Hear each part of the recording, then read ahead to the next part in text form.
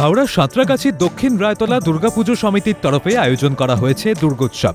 এই পুজোর পরিচালনায় রয়েছে সাঁতরাগাছি স্পোর্টিং ক্লাব ও স্থানীয় অধিবাসী বৃন্দ। এবার এই পুজো ৪৬তম বর্ষে পদার্পণ করল। এবছর উদ্যোক্তাদের ভাবনা কৈবর্ত। কৈবর্ত একটি বিশেষ সম্প্রদায় যাদের পেশা মূলত মাছ ধরা।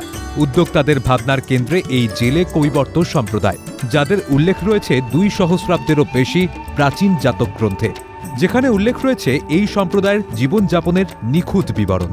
তাই এই পুজো মণ্ডপ ও প্রতিমা নির্মাণ হয়েছে কৈবর্ত সম্প্রদায়ের দৈনন্দিন জীবনযাপনের জন্য প্রয়োজনীয় রসদের ভাবনা নিয়ে।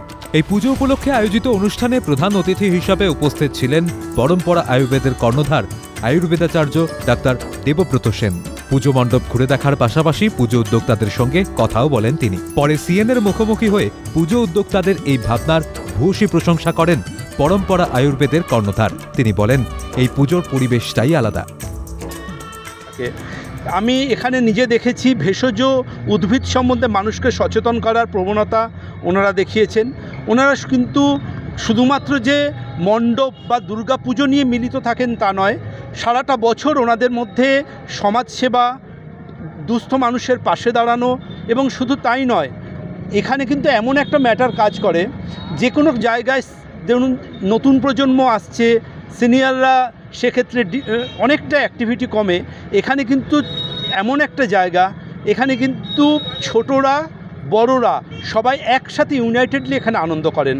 এবং আমি মনে করি আর 10টা দুর্গাপুজোর থেকে দক্ষিণ রায়তলার দুর্গাপূজা একদমই ব্যতিক্রমী, কারণ এখানের পরিবেশটাই আলাদা।